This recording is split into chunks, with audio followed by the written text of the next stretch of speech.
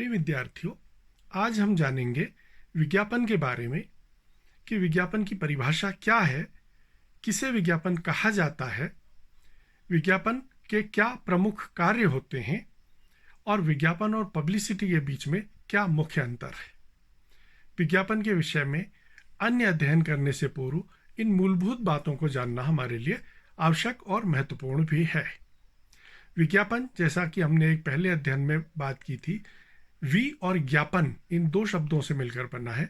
ज्ञापन का अर्थ होता है कोई जानकारी देना, और उसके पहले वी लगाए जाने से अर्थ बनता है कि किसी वस्तु विशेष या किसी विशेष प्रकार की जानकारी को दिया जाना, किसी वस्तु विशेष से संबंधित कोई जानकारी देना या कोई अन्य विशेष प्रकार की जानकारी देना, यह विज्ञापन कहलाता है। अंग्रेजी में एडवर्टाइजमेंट लैटिन शब्द एडवर्टियर से बना है, जिसका अर्थ होता है कि किसी वस्तु की तरफ को ध्यान जाना।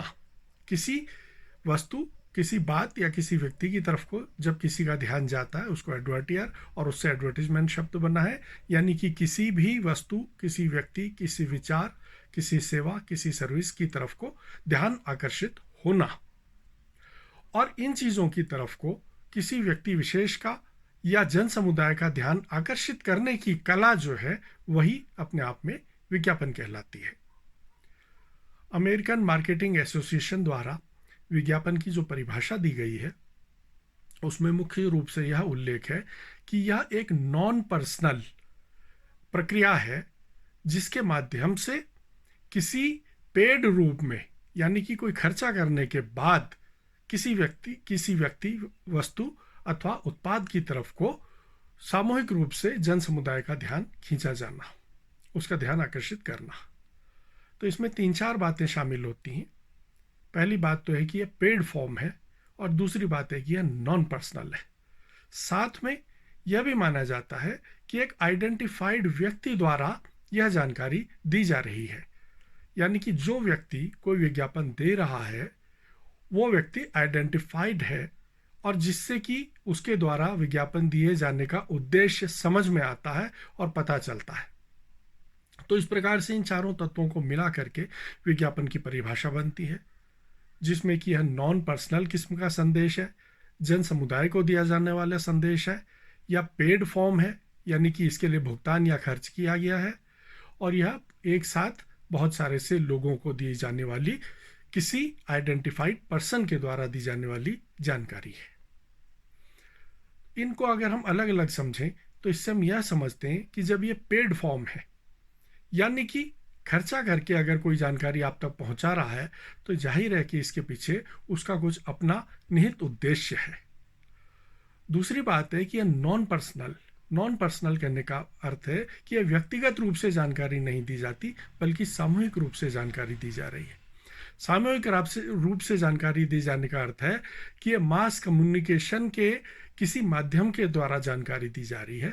वो मास कम्युनिकेशन का साधन कुछ भी हो सकता है, समाचार पत्र, टीवी, इंटरनेट, होर्डिंग, बसों इत्यादि में लगाए जाने वाले विज्ञापन, या दूसरे इस प्रकार के साधन जो कि मास मीडिया के साधन कहलाई जाते हैं। तो उनके माध्यम से जब भी जानकारी दी जाती है तो एक साथ बहुत सारे लोगों तक पहुंचती है। व्यक्तिगत रूप से जब कोई अपना उत्पाद बेचने के लिए किसी व्यक्ति से संपर्क करता है, तो वह विज्ञापन से थोड़ा सा हटकर इस रूप में होता है कि व्यक्तिगत प्रयास होता है उस उत्पाद को बेचने का। विज्ञापन केवल जानकारी देता है, हालांकि मूल उद्देश्य विज्ञापन का भी यही होता है कि कोई व्यक्ति उस संबंधित उत्पाद को खरीदे। विज्ञापन केवल उत्पाद को खरीदने के लिए या उत्पाद का प्रमोशन करने के लिए नहीं दिया जाता, इसके अन्य कई प्रकार के उद्देश्य होते हैं। इसका सबसे पहला उद्देश्य होता है कि इन्फॉर्म करना, कि जन समुदाय को, आम लोगों को कोई जानकारी देना।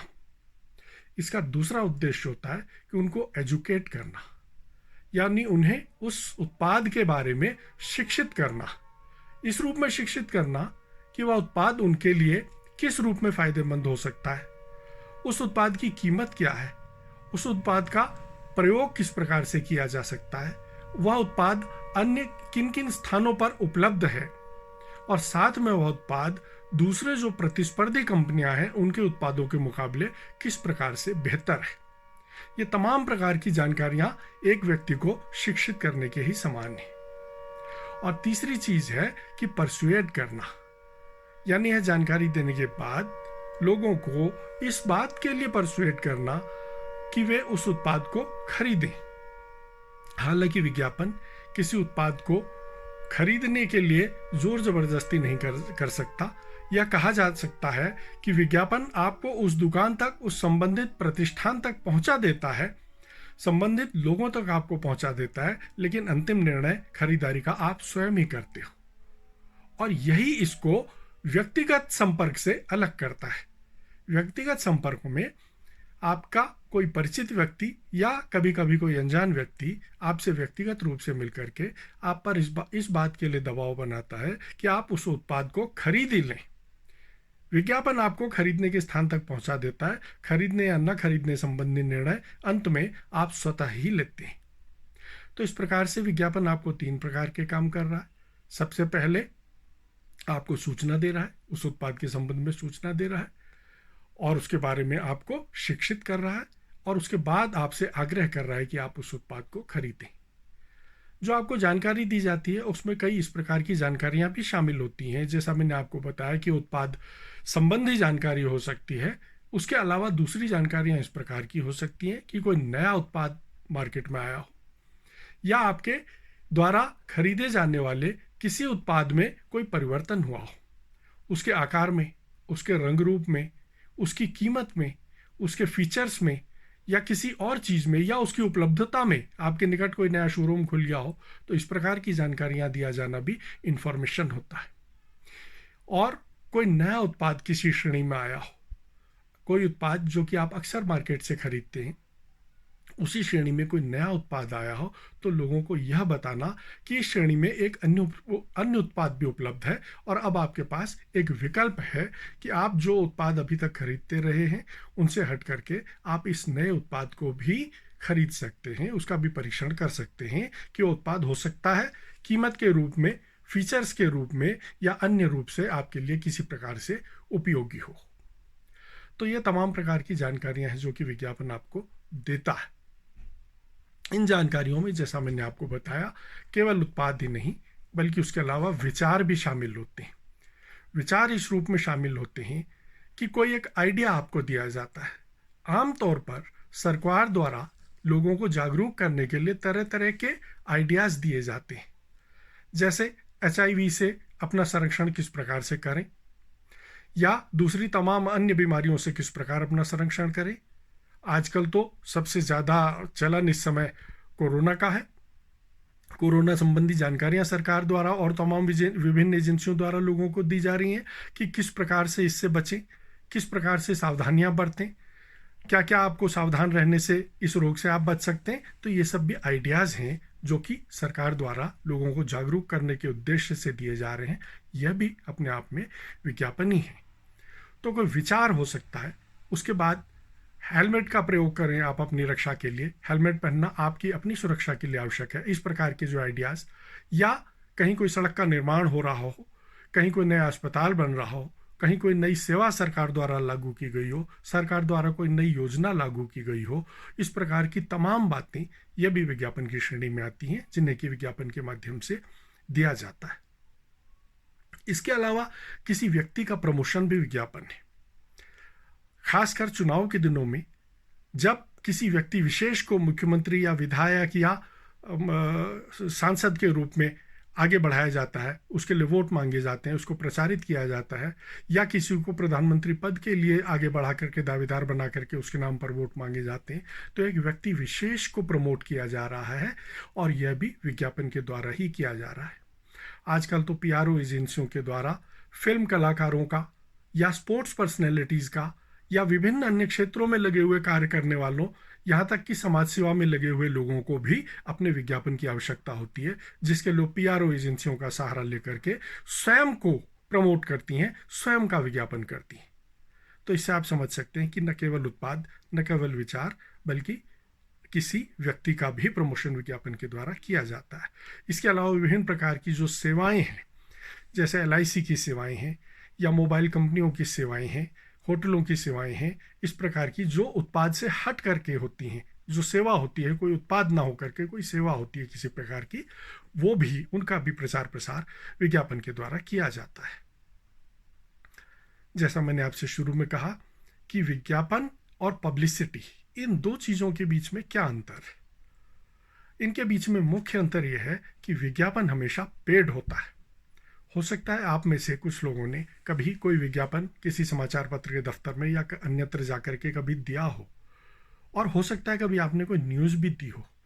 तो आप ये महसूस कर सकते हैं कि समाचार जब आप देने जाते हैं तो वो फ्री में होता है, उसके लिए आपको कोई भुगतान नहीं करना होता। लेकिन जब विज्ञापन आप देने जाते हैं तो उसके लिए आपको पैसे देने पड़ते हैं, विज्ञापन कभी फ्री नहीं होता है। तो पहला अंतर इन दोनों के बीच में यही है कि विज्ञापन के लिए आपको पैसे देने होते हैं। पब्लिसिटी जो है वो फ्री होती है, पब्लिसिटी में न्यूज़ भी शामिल है। तो विज्ञापन हमेशा पेड होते हैं, पब्लिसिटी हमेशा फ्री होती है। अब इसमें एक खास बात यह है कि विज्ञापन के ऊपर विज्ञापन देने वाले का नियंत्रण होता है, क्योंकि वह इसके लिए धनराशि का भुगतान कर रहा है।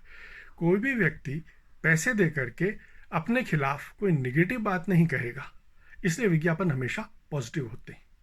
पब्लिसिटी पॉजिटिव भी हो सकती है और पब्लिसिटी निगेटिव भी हो सकती है, उसमें दोनों बातें शामिल हो सकती हैं। बहुत बार क्रिकेट में कोई खिलाड़ी बहुत बेहतरीन प्रदर्शन करता है तो पब्लिसिटी उसे बहुत ज़्यादा मिल जाती है और लोग उसको बहुत बड़ा महानायक मान लेते हैं।